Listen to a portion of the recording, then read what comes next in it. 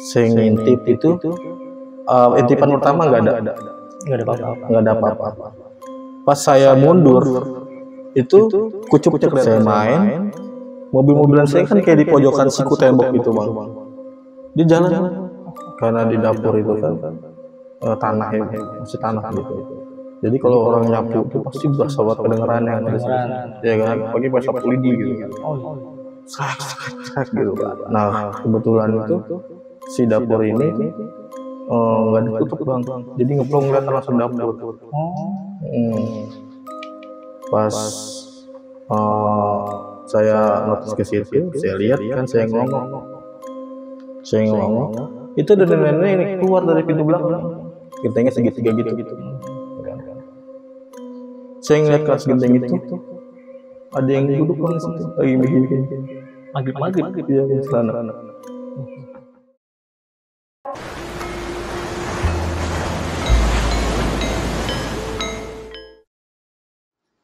Assalamualaikum warahmatullahi wabarakatuh. Kembali lagi di channel Lautan Mistis. Bersama gue Rizko, seperti biasa kita kedatangan satu narasumber yang mau cerita tentang pengalaman beliau ketika tinggal di salah satu rumah kontrakan yang ia tinggali.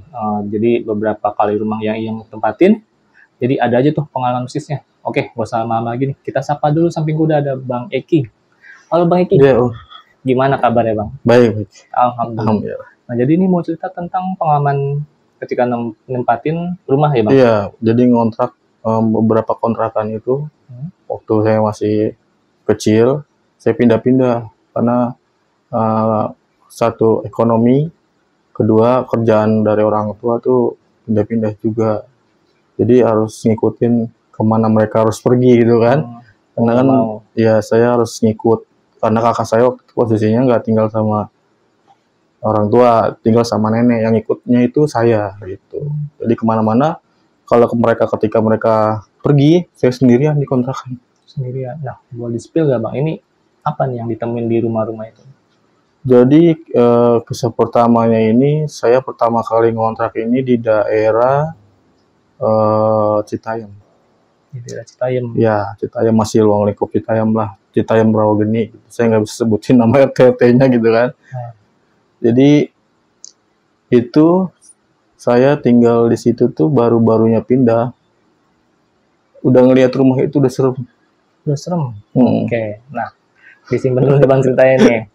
Nah, sebelum masuk ke cerita, gue mau ngingetin kalian, bagi kalian yang belum subscribe channel Lautan Mistis, yuk bantu kita dengan cara subscribe, like, komen, dan share video ini.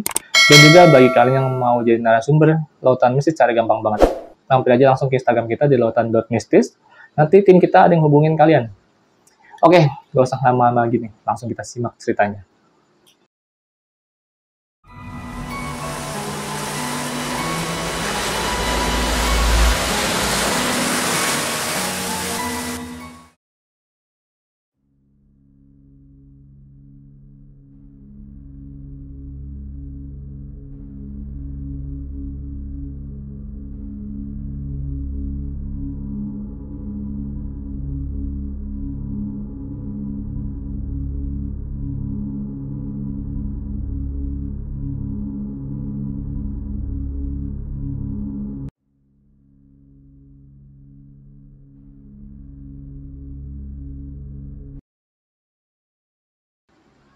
Jadi gini Bang, waktu itu kan saya itu kan pindahan itu dadakan Bang. Posisi itu rumah yang di Lenteng Agung ini itu dikontrakin buat perobatan ayah saya. Posisi waktu itu mama saya juga kerja, ayah saya juga lagi kerja juga. Terus buat ngebantu perobatan segala macam itu dikontrakin, itu rumah asli. Akhirnya kita pindah ke Rawageni ini, tapi posisinya itu malam Bang. Malam itu nyicil bareng kita ya, dari si rumah Lenteng ini kita nyicil bareng ke Rawageni ini. Posisinya ditinggal Bang, jadi saya suruh jagain rumah itu, rumah si Rawageni ini, karena mereka mondar-mandir ngambil barang kayak baju segala macam gitu kan.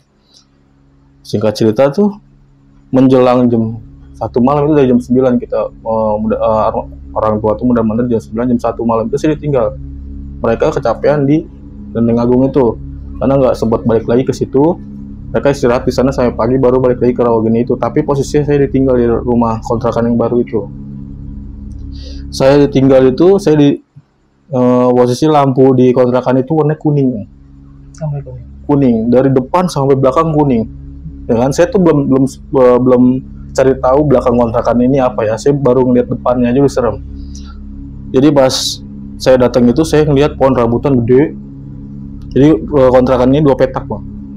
2 petak, samping kanannya rumah, cuman dia ada space lagi, baru rumah. Samping kirinya ada space lagi, baru rumah. Dan sebelah kanannya itu kebun pisang. Sebelah kirinya itu kayak alang-alang gitu, kayak rumput-rumput liar gitu. Depan kontrakan ini rambutan gede, ya kan? Itu baru sekitar situ, belakangnya saya belum cari tahu. Nah saya itu ke toilet, Bang. Posisi gitu ke toilet mau pipis lah biasa kan gitu kan, mau sekalian memasak Indomie. Waktu itu saya mau makan,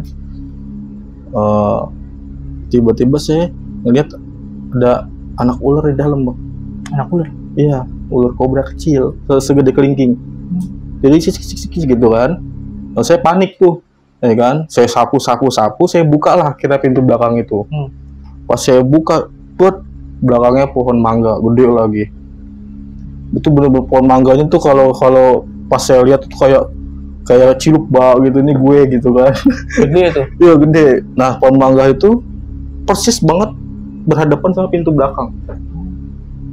Hadap-hadapan. Jadi kalau buka pintu belakang itu langsung ke pohon mangga itu. Pohon mangga. Terus pohon mangga itu belakangnya lapangan gede gitu. Kalau malam tuh nggak kelihatan, gelap tuh belakang pohon mangga itu. Nah singkat cerita tuh udah saya tahu, wah pohon mangga nih serem banget gitu kan. Habis anak ular itu saya tutup pintu. Tiba-tiba tuh ya sekitar jam 3-an ada yang ngetok dari jendela sebelah kanan. Jadi rumah ini ruang tamu, ya kan. Terus jendela masuk ke dalam, baru kamar 2. Jendelanya ada yang sebelah kanan, ada jendela samping kecil gitu. Jendela buat ventilasi gitu kan. Ketok gitu kan. Dari yang si pohon pisang ini. Kalau kita lihat di jendela ini itu pohon pisang. Ada jalan setapak sih emang di situ. Tok gitu kan. Udah pas saya ngerasa udah mulai nggak nyaman. Waktu itu posisi belum punya buat handphone segala macem gitu, masih di bawah umur gitu kan. Masih ya main-main aja lah gitu, nggak ngerti harus kayak gimana. Saya coba buat beraniin ngintip, takutnya ada anak-anak situ yang jahil loh, gitu kan. Saya namanya anak baru di situ kan. Saya ngintip itu, intipan pertama nggak ada apa-apa. Pas saya mundur, itu kucupnya kelihatan, tapi dari jendelanya doang, dari kuncupnya gitu doang, kuncup atasnya doang yang kelihatan, gitu kan. Ya apa nih ya kan? Terus udah, saya mulai nantinya mau ngadu ke orang tua waktu itu posisinya.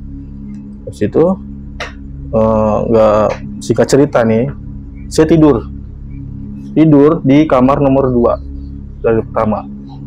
Jadi sampingan sama dapur nih kamar. Ya kan? Saya nyium bau-bau banget itu, bau wangi gitu. Terus tiba-tiba berubah lagi, bau busuk, terus berubah lagi bau wangi, terus berubah lagi bau busuk. Terus hordeng yang depan kamar itu dulu belum pakai pintu, Bang, masih hordeng gitu kamarnya. Nggak ada pintunya. Nggak ada pintu, jadi ser gitu. Jadi apa sih ini rumah rame banget gitu kan. Saya kan waktu itu masih suka main kayak mobil-mobilan gitu, Tamiya mau ngerakit mobil-mobilan gitu. Angin tiba-tiba ser gitu kan, udah terus bau gitu. Singkat cerita, mulailah pagi ini gangguan pertama nih, masih kayak gitu. Pagi saya cerita sama orang tua, Bu, itu saya ngeliat ada kain putih terus diikat di jendela itu. Di mana? Katanya itu di jendela yang kecil itu. Orang iseng kali gitu kan. Itu orang tua yang biar mungkin saya ngerasa biar nggak takut kali. Terus kakak saya datang nih, Bang, yang dari Lenteng. datang buat ke situ mungkin berkunjung ya, dia buat nyoba mau ngerasain nginep di situ. Oke lah, dia nginep tuh Bang di situ. Nginep. Orang tua saya posisinya itu udah pada tidur. Jadi kamarnya itu 2. Di kamar buat orang tua, yang satu ini kamar saya sama kakak saya. Nah, waktu pas pertama kali kakak saya nginep di situ, dia itu udah digangguin fisik Bang. Jadi biru badannya. Waduh. Pahanya biru, terus sinilbam ya. Ini kenapa ya gitu kan? Nah, dulu kan ada kisah katanya dijilat setan lah, apa ya kan? Saya paham kayak gitu. Pada biru gitu kan. Terus dari situ kakak saya tuh nggak menghiraukan kayak udahlah paling mungkin kejedot ini kejedot itu gitu kan. Nah, saya udah bilang Kak, ini rumah nggak enak gitu kan. Pas kakak saya akhirnya masih libur, akhirnya dia masih nginep di situ. Dan singkat cerita nih, menjelang maghrib besoknya, siangnya nggak ada apa-apa, normal. Tapi dari maghrib ke subuh itu pasti ada aja. Pasti ada. Iya, pasti ada aja. Ada kayak wangi gitu, terus kayak di belakang tuh kayak ada orang nyapu, srek di belakang pohon mangga itu. Yaitu kalau menjelang maghrib ke malam ya, tapi yang lebih ekstrim lagi pas maghrib Bang. Pas maghrib. Iya, pas maghrib ini dia benar-benar nampakin.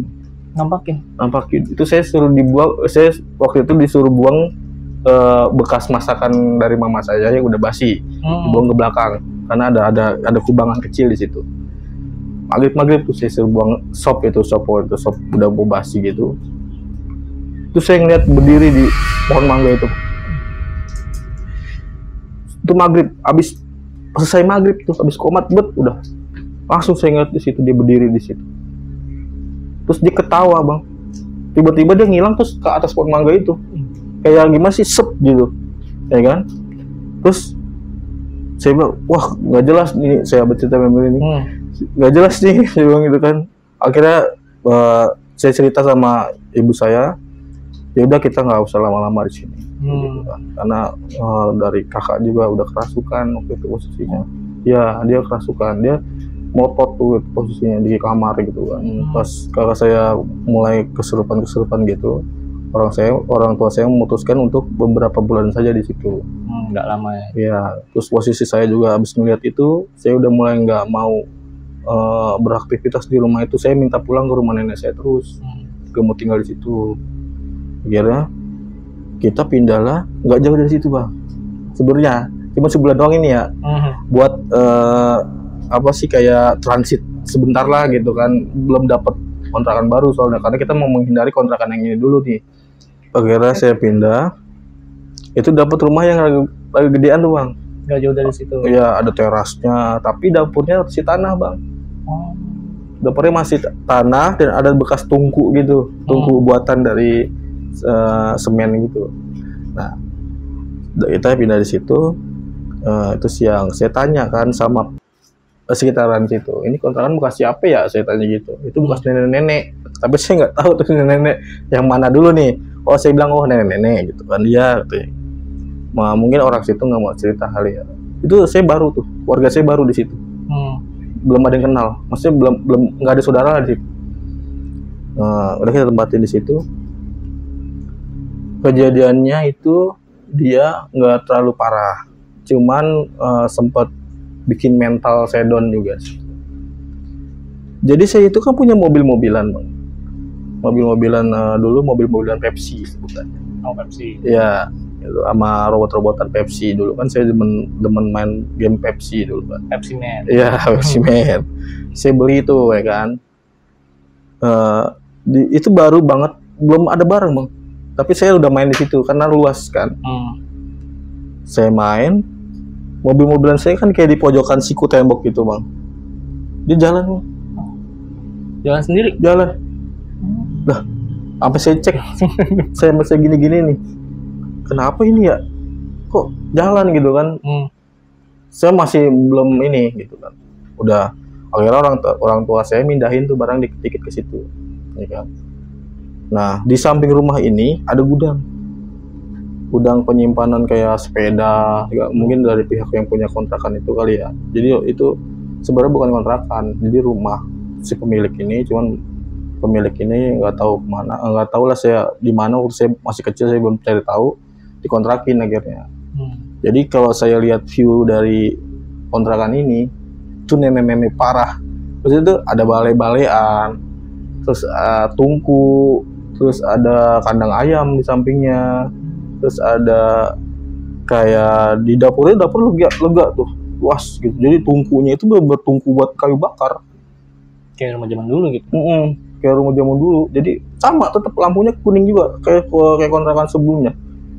Itu Rawageni zaman dulu tuh. Maksudnya kisah Rawageni zaman dulu tuh emang dulu di sana tuh emang gelap bang. Penerangannya kurang karena kan banyak jarang yang pakai lampu putih kalau di sana. Saya tinggal di situ itu lumayan bang. Sebulan itu belum ada gangguan bang. Aman. Tapi pas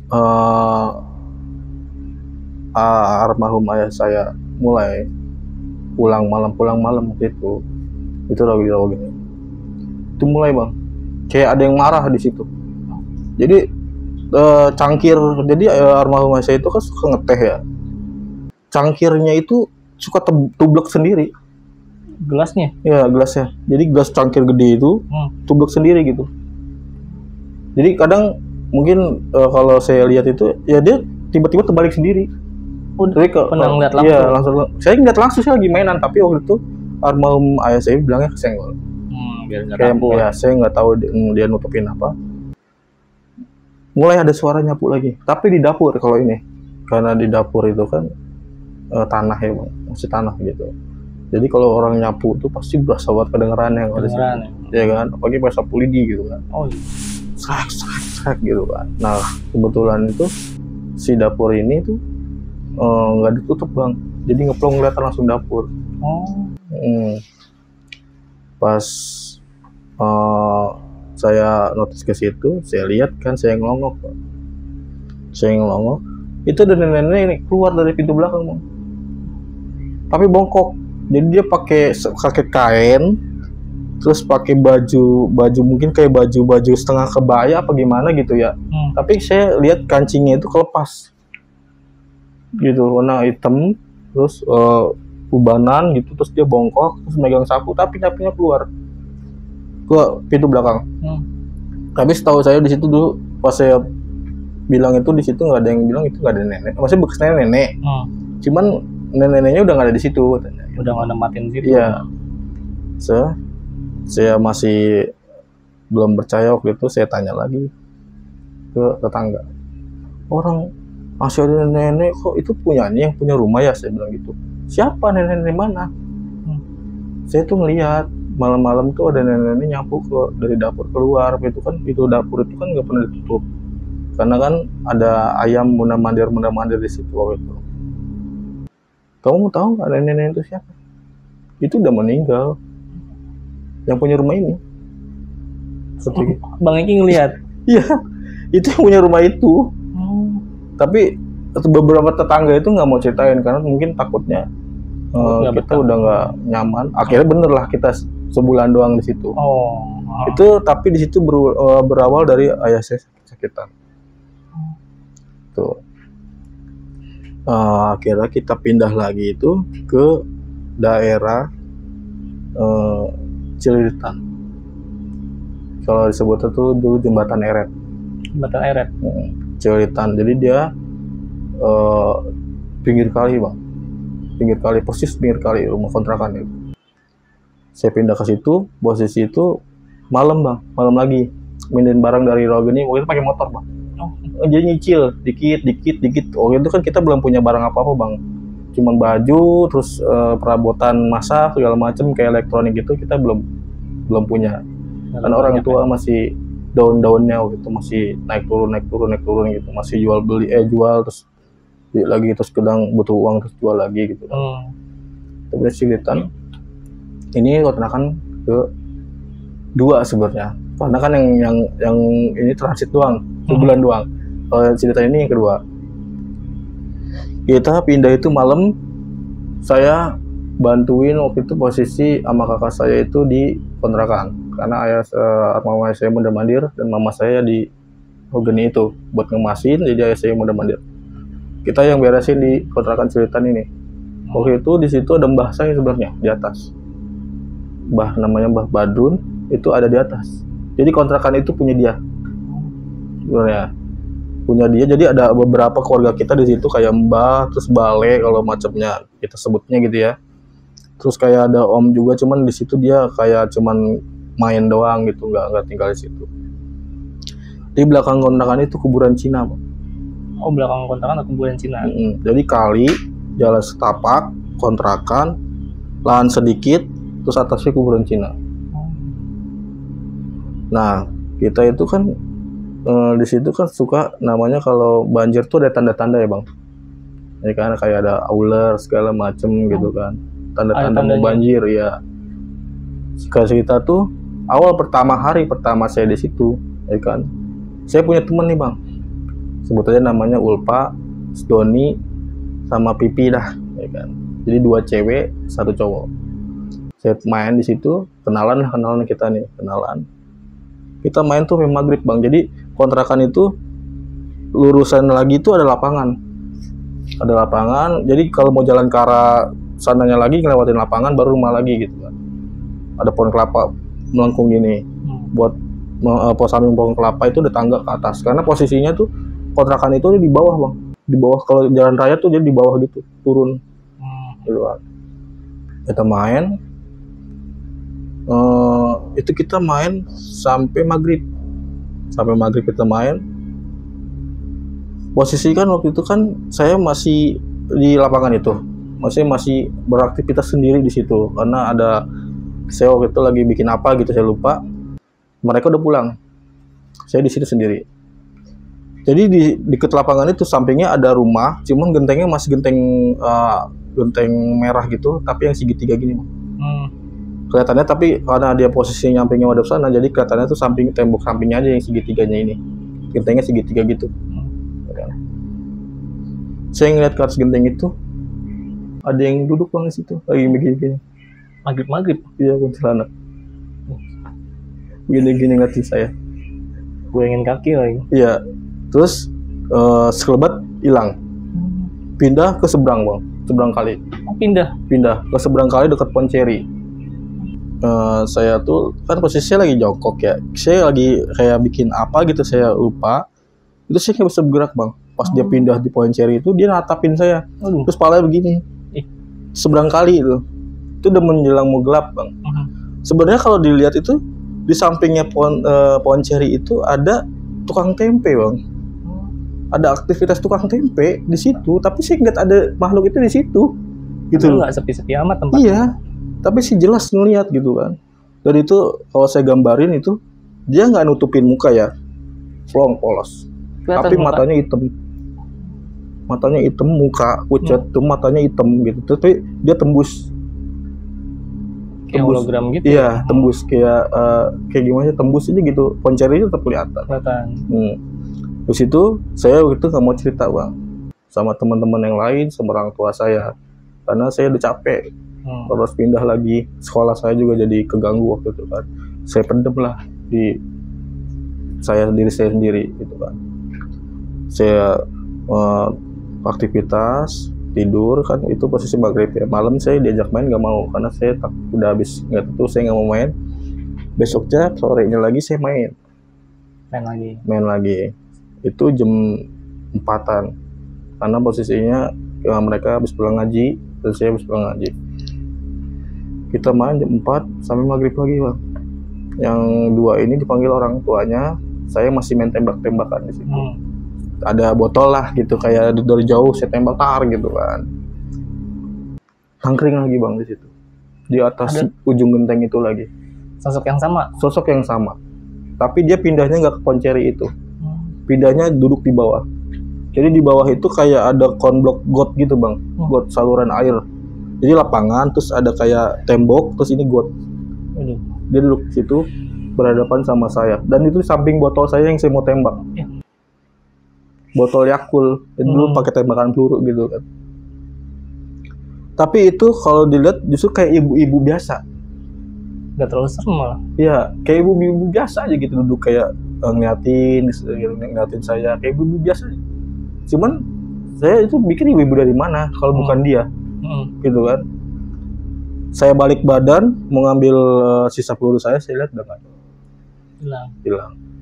Saya penasaran akhirnya sama rumah ini yang selalu ditangkringin sama dia, ya kan. Akhirnya saya cari tahu lah sama teman saya namanya Pramudi, sebutnya. Rudi, ini kan depan rumah lo. Ini rumah apa sih sebenarnya? Saya bilang gitu. Jadi ya rumah orang, cuman dia kayak jarang yang ngisi gitu. Kenapa emang? Lo diganggu ya? Iya, gue diganggu. Lo mau coba? Dulu kita masih seneng-senengnya cari tahu, Bang. Kayak jejak petualang lah gitu, punya grup-grup gitu kan. Lo mau coba? Oke, kita coba yuk. Besok abis maghrib kita nginep di rumah ini karena bapak gue megang kuncinya, kata Pramudi gitu. Oke, gitu. Berapa orang? 4 orang aja. Yang sisanya nggak mau ikut, nggak usah ditemenin dulu kayak gitu. Ya kan? Akhirnya kita berempat tuh, sisanya nggak mau, lebih milih nggak ditemenin dibanding harus di situ karena mungkin udah denger cerita dari orang tuanya. Kita berempat tidur di situ bawa sarung masing-masing. Ya kan? Saya tidur itu kayak pengap banget, Bang. Gak bisa napas kalau di dalam itu. Padahal itu gede, rumahnya gede. Terus ada suara kik gitu. Oke, saya udah mulai mudon nih, kayak itu jam 12:30, ya kan. Terus jadi rumah itu tetap ada pintu belakangnya lagi, Bang. Cuman pintu belakangnya itu langsung berhadapan sama kali, ya kan. Ada yang ngetok di pintu belakang itu, tok gitu kan. Saya bangun sama si Pramudi ini, mereka pada biasalah kita waktu itu bawa PS1 gitu. Udah santai aja, kata gitu. Ini baru awal-awal gitu. Apa kita bikin bisik lagi? Gitu sama Pramudi, ya kan. Akhirnya digedein lah volumenya itu. Sama dia buang-buang apa gitu, saya kayak nyampah lah gitu kan. Itu jelas banget, Bang, dari kamar mandi tuh nongol, Bang, tolak pinggang dia. Kayak orang-orang tuh kayak marah sama kita karena kamar mandi itu berhadapan dari PS itu, belakangnya kamar mandi. Nggak jelas berarti. Tapi sampingan gini. Ini kelihatan. Gitu kan. Mundur dah kita tuh. Mundur. Terus si Pramudi ini seolah-olah dia kayak njurumusin kita gitu. Kita tuh kayak bener-bener biar disuruh lawan mereka gitu kan. Dia bilang, coba ya kita matiin lampu pakai lilin gitu.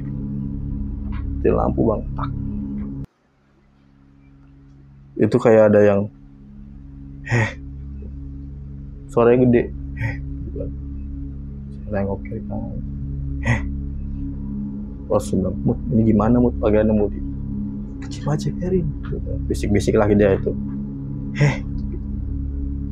Terus kita nggak diganggu nih, Bang, tapi ngantuk banget tuh di situ.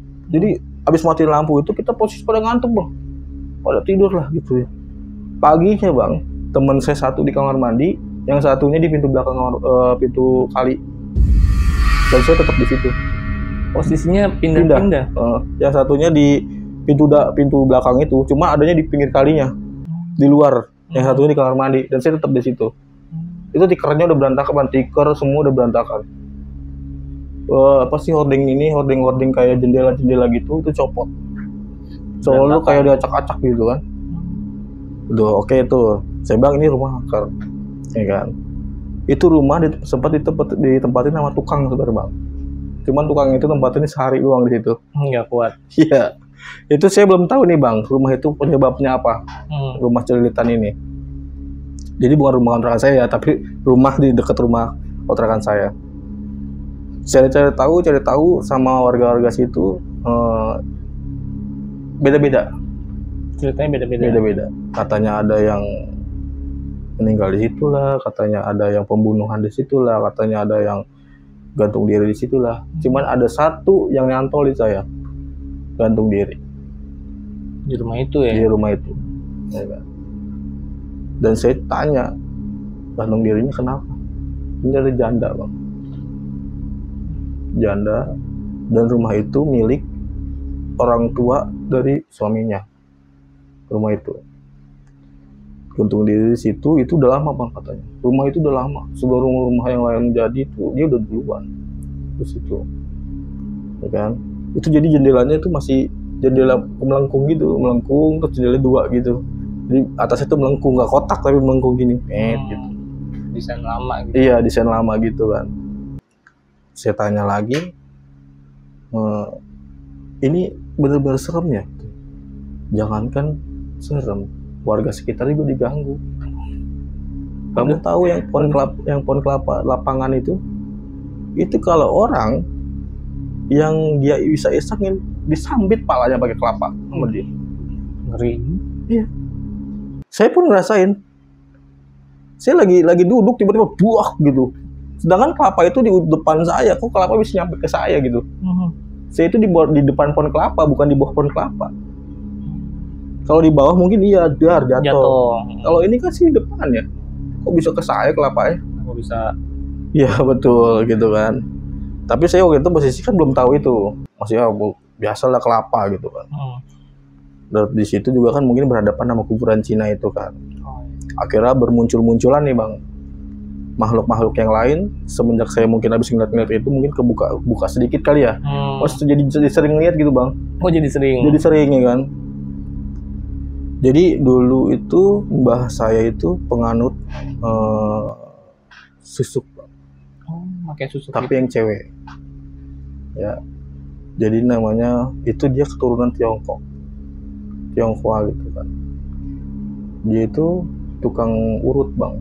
Tukang urut tapi dia kayak dulunya mungkin primadona juga gitu, karena orang Cina gitu. Dia suka bakar menyan bang di atas. Suka bakar menyan? Di atas. Suka bakar-bakar kayak gitu di atas. Kenapa bisa seseram itu ya di situ di belakang dari si makhluk rumah yang seberang ya, yang si Kunti ini, rumah kontrakan yang saya tempatin itu ekstrim juga bang. Oh lebih ekstrim nih? Lebih ekstrim lagi. Jadi dia tuh suka bakar-bakar kayak gitu bang. Mungkin syarat dia buat ngurut besok ya, kalau bahasa ininya dia tuh kayak bakar besok dapat tukang urut. Biar ada pelanggan. Iya gitu. Dia tuh iya, saya ngeliat dia ada 2 bang.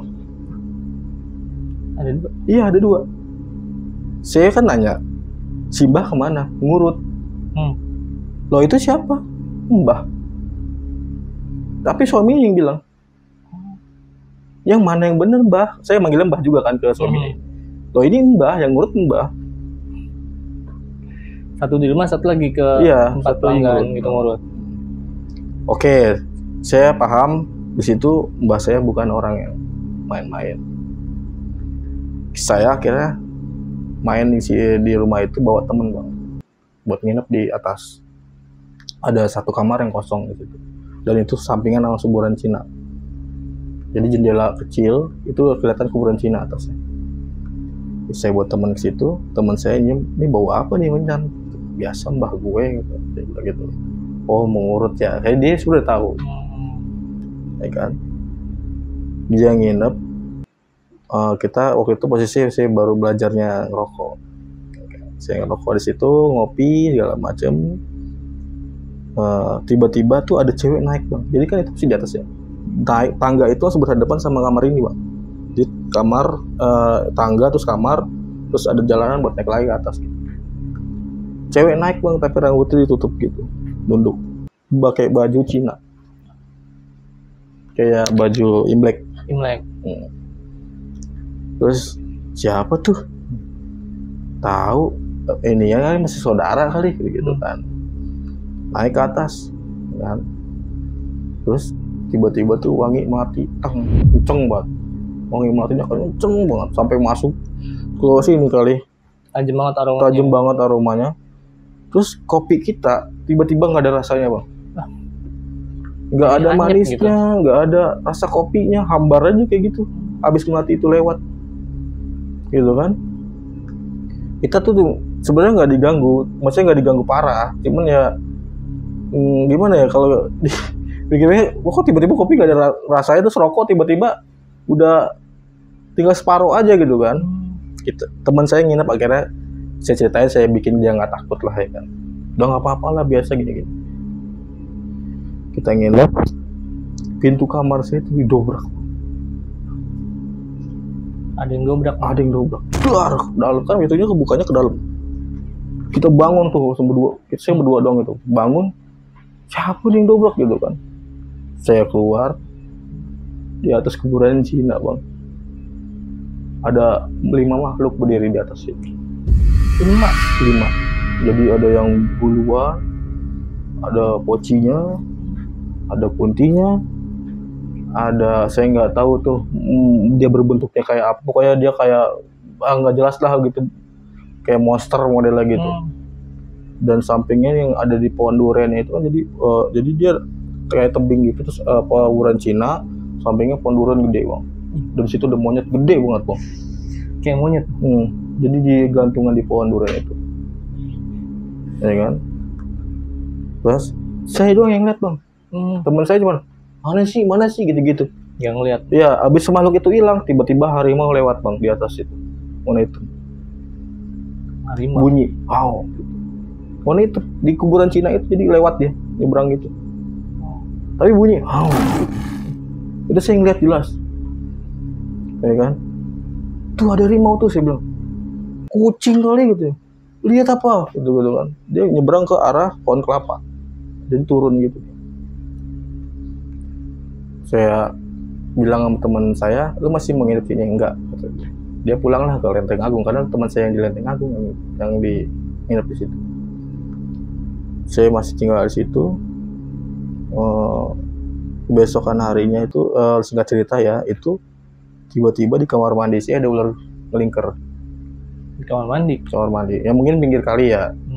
Cuman waktu itu saya mau, waktu bapak saya mau hajar itu ular, itu dilarang langsung sama si Mbah. Nggak boleh. Terus akhirnya sama almarhum bapak saya itu dimasukin di ember, terus dibuang, balik lagi bang ularnya. Masuk lagi. Balik lagi, dibuang ke belakang, balik lagi bang. Diambil sama mbah saya, ditanya. Ya ular itu kenapa? Dia mungkin nggak tahu sih mbah itu gimana. Dia bilang ini pertanda mau banjir gitu. Itu jadi si mbah itu kayak ada yang ngasih tahu kalau mau banjir, kayak ini harus ada biawak, ada ular gitu-gitu, ada yang tanda-tandanya. Iya gitu kan. Terus saya ngeliat ular itu tuh kayak aneh aja gitu bang ularnya. Maksudnya kelihatannya beda gitu dari ular yang lain. Diem aja atau? Ya diem aja, kalem aja gitu. Enggak apa? Enggak, diem aja. Terus disuruh pergi sendiri. Besoknya banjir. Singkat cerita, habis ular itu, habis banjir, kan masih banyak lumpur, Bang. Masih banyak lumpur. Itu di lorong atas, mau ke atas, itu ada jejak kaki anak kecil, Bang. Anak bayi kalau sebutnya. Di lumpur. Kayak kecil aja gitu, kecil gimana sih? Kalau jejak kecil gitu, kayak bayi baru lahir itu. Ada jejaknya. Iya, jejak ke atas. Ke atas, ke tempat mbah saya itu. Saya akhirnya dapat cerita. Mbah saya juga beranak. Oh, dukun beranak. Iya, jadi dia kayak mungkin punya ngelahiran gitu. Dulunya tapi ya, sebelum jadi tukang urut gitu kan. Akhirnya singkat cerita, habis kejadian jejak kaki itu, kakak saya lah yang dapat gangguan di situ. Kakak saya itu di kamar mandi. Tiba-tiba, jadi kayak kamar mandi itu di belakangnya kayak ada bolong gitu, Bang. Bolong buat ventilasi. Tapi belum ditutup, belum ada posternya. Yang masih bolong gitu. Itu ada tangan, Bang. Dari belakang kuburan Cina. Masuk gitu. Itu tanpa pikir panjang, kakak saya langsung lari kan ke dalam. Maksudnya ke posisi ke orang tua saya, nangis-nangis. Kita kuat-kuatin Bang di situ. Tinggal di situ. Diganggu terus. Si Mbah juga bilang, udah biasa aja, nanti juga lama-lama terbiasa. Oh.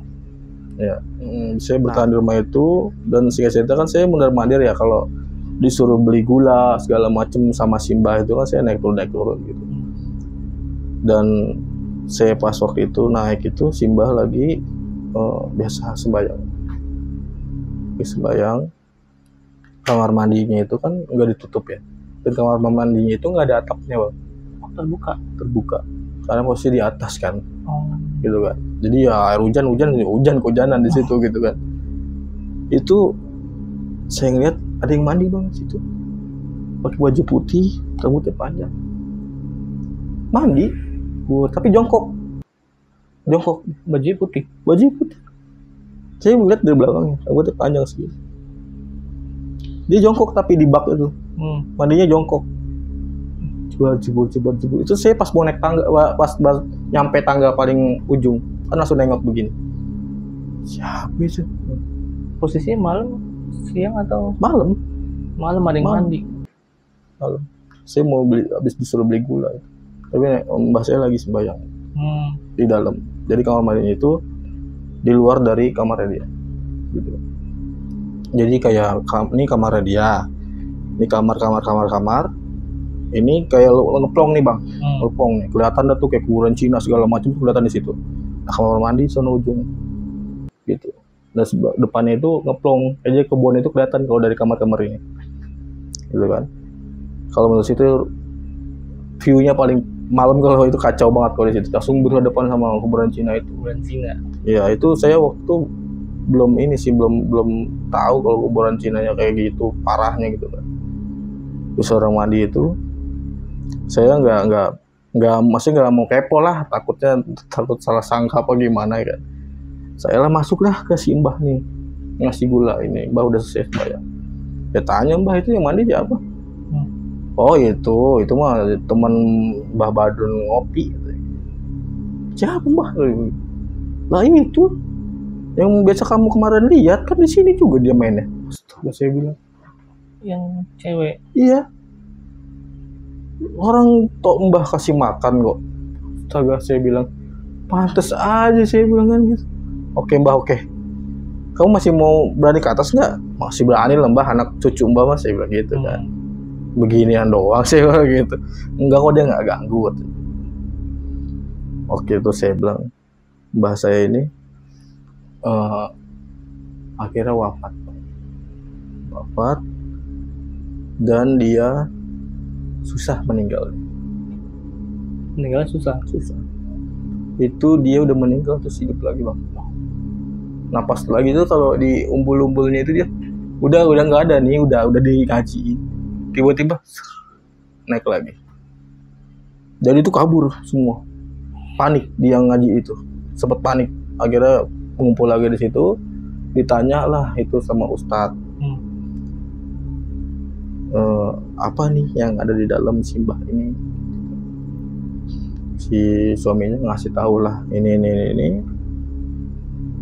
Terus cara ngilanginnya gimana, orangnya udah meninggal, ya kan. Akhirnya ditransfer lah ke suaminya, jadi suaminya yang ngelakuin si pantangannya ini, dilanjutin sama suami. Dia waktu itu saya dengar dari ayah saya, dia makan pisang emas. Ya. Nah, dia habis meninggal, rumah itu makin angker lagi Bang. Itu nggak karuan Bang. Mbah yang suaminya ini, itu semenjak istrinya nggak ada, dia pulang ke Jawa. Dan rumah itu cuman keluarga saya, terus ada balik saya pojok tapi jauh dari situ, belakangnya, pada sampingnya lah jauh gitu Bang. Aktivitasnya tetap ada Bang di atas. Orang masak, kotang konteng di atas. Padahal kosong. Dan itu saya notisnya itu Mbah saya. Ya. Saya beraniin diri buat naik ke atas karena posisi saya mau ngambil teh waktu itu, disuruh sama ayah saya. Coba ambil teh, di atas masih ada kali teh buat diseduh di bawah. Saya naik ke atas dan saya ngelihat Mbah saya lagi ngambil air kamar mandi di gentong, dari gentong gitu, lagi dicedukin ke panci. Kayak biasa aja gitu. Itu belum 7 hari. Situ tanpa mungkin gini, kalau itu kan jadinya isinya dia kan nggak kemana-mana ya bang, maksudnya keluar kemana-mana gitu. Nah itu tuh ngeganggunya tuh sampai warga situ bang. Jadi tuh makhluk-makhluk itu kumpul di rumah mbah saya ini, ya, yang ini yang di atas, jadi ke situ semua.